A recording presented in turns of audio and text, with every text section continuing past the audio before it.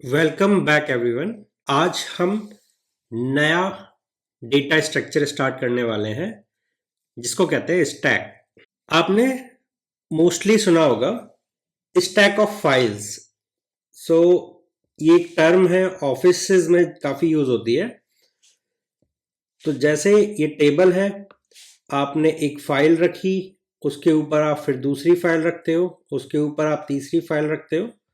इस हिसाब से स्टैक ऑफ फाइल बनता चला जाता है। एंड जो यहाँ पे बंदा काम कर रहा है वो एक फाइल पिक करता है और उस पर प्रोसेस करके आगे भेजता है।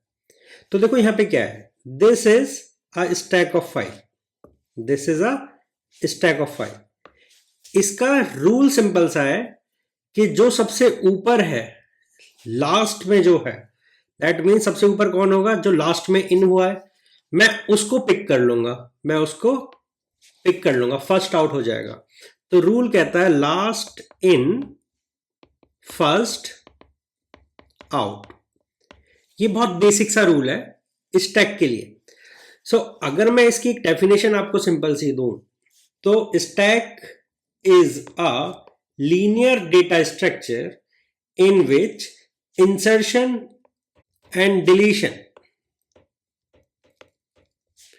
both the things are done at one end।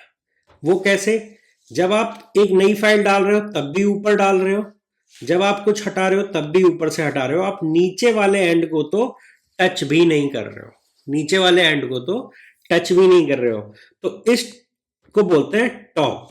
जो एंड पे हम प्रोसेस कर रहे हैं उसको कहते हैं टॉप। तो ये एंड है जहां पे हम इंसर्शन एंड डिलीशन दोनों कर सकते हैं, उसको हम क्या बोलते हैं, टॉप।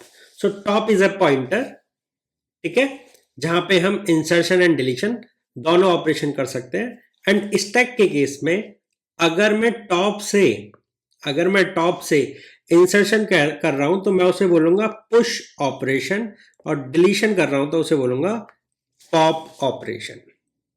क्या बोलूंगा, पॉप ऑपरेशन। जैसे इंसर्शन के लिए हम एन क्यू बोलते थे क्यू में, डिलीशन के लिए डी क्यू बोलते थे, वैसे ही यहां पे हमने नाम दे रखा है कि स्टैक के केस में हम इंसर्शन को पुश, डिलीशन को पॉप बोलेंगे, ठीक है ना। अगेन ये भी दो तरह से इंप्लीमेंट हो सकता है, तो एक एक करके पहले हम बेसिक इंप्लीमेंटेशन समझ लेते हैं।